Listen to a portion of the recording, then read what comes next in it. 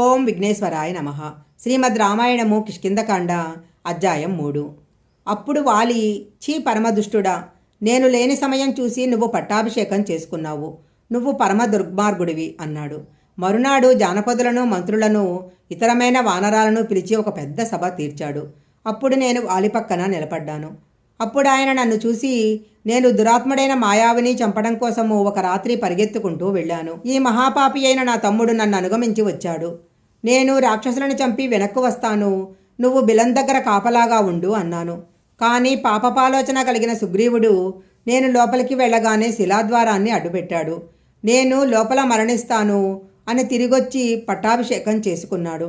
కానీ నేను లోపలికి వెళ్ళాక మాయావి నాకు కనపడలేదు. 1 సంవత్సర కాలం వెతికాక ఆ మాయావి తన బంధువులతో, స్నేహితులతో కనపడ్డాడు. నేను వాళ్ళందరినీ సంహరించాను. ఆ గుహ అంతా నెత్తులతో నిండిపోయింది. నేను బయటికి వద్దాం అనుకున్నాను, కానీ వీడి శిలను అడ్డుపెట్టాడు. నేనెంతో కష్టంతో ఆ శిలను పక్కకు తోసి ఇక్కడికి వచ్చాను. ఇక్కడికి వచ్చేసరికి వీడు రాజ్యాన్ని పరిపాలిస్తూ సింహాసనం మీద కూర్చుని ఉన్నాడు. కావాలనే నన్ను గుహలో పెట్టి రాజ్యాన్ని తీసుకున్నాడు. వీడిని ఎట్టి పరిస్థితుల్లోనూ ఆదరించకూడదు. రాజ్యం కోసమని అన్నను హత్య చేయాలని ప్రయత్నం చేశాడు అన్నాడు. అప్పుడు వాలి నన్ను కట్టుబట్టలతో బయటికి తరిమేశాడు. నేను భయపడుతూ బయటికి వచ్చాను. కానీ వాలి నన్ను వదిలిపెట్టకుండా చంపుతాను అని భూమండలం అంతా తరిమాడు.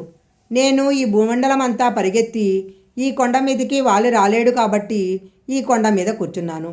నాకు అత్యంత ప్రియమైన భార్య అయిన రుమని నేను బ్రతికుండగానే వాలి తన భార్యగా అనుభవిస్తున్నాడు.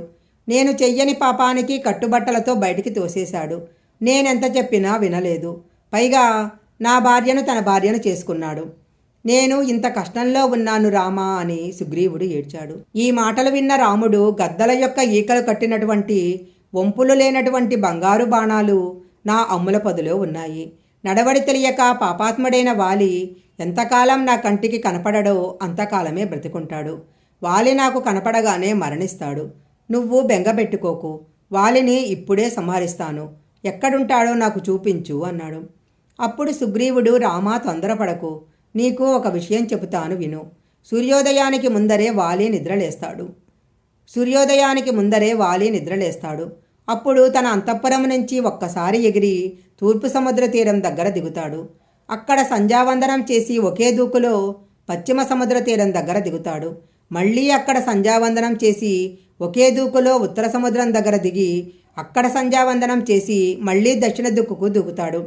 ఇలా 4 సముద్రాల దగ్గర సూర్యుడు ఉదయించేలోపు సంధ్యావందనం చేస్తాడు అని నీకు ఇంకొక విషయం కూడా చెప్తాను అని రాముడిని తీసుకువెళ్ళి ఒక పర్వతాన్ని చూపించి, చూశావా ఈ పర్వతాలు, వాటికి ఎంత పెద్ద శిఖరాలు ఉన్నాయో చూశావా?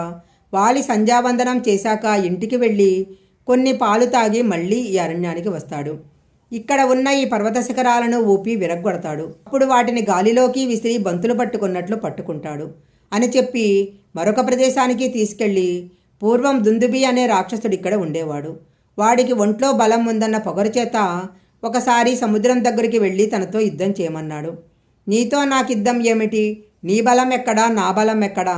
నేను నీతో యుద్ధం చేయలేను అని సముద్రుడు అన్నాడు. అప్పుడు దుందుబి, నువ్వు నాతో యుద్ధం చేయలేనంటే నేను వదలను. నాతో యుద్ధం చేయగలిగిన వాడిని నాకు చూపించు అన్నాడు. అప్పుడు ఆ సముద్రుడు, హిమవంతుడని ఉత్తర భారతదేశంలో ఒక పెద్ద పర్వతం ఉంది. అది మంచు పర్వతము. ఆయన కూతురు పార్వతీదేవి. ఆ పార్వతీదేవిని పరమశివుడికి ఇచ్చి వివాహం చేశారు. ఆయన మీద గొప్ప గొప్ప అరణ్యాలు, గుహలు ఉన్నాయి. నువ్వు ఆ హిమవంతుడితో యుద్ధం చెయ్యి అన్నాడు.